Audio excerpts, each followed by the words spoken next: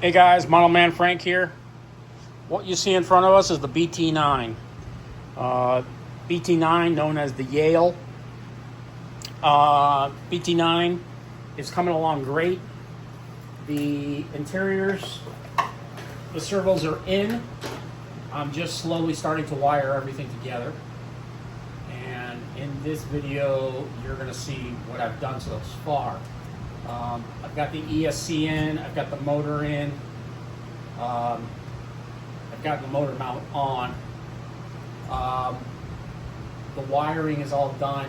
Some of the push rods are put in, and the next video you see of this will be me continuing to work on this.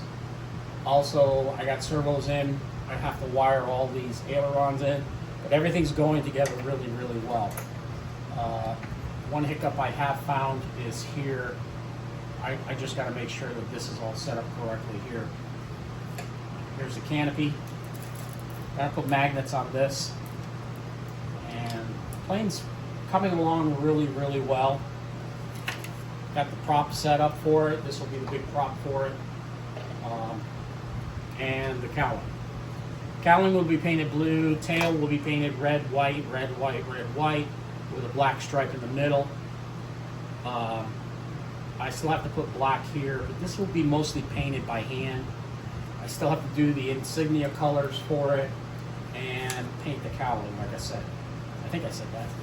So, yeah, just a little bit more work to go on it, and then we'll be able to do first flight. With the way things are going right now, I'm hoping probably first flight in September for this bird. But many more videos of build videos to come with this plane. So,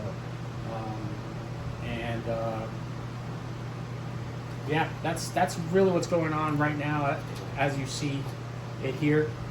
Stay tuned. I'll be putting out an actual video of me working on it and show you some of the things that I'm doing on it while things are going up, while things are progressing.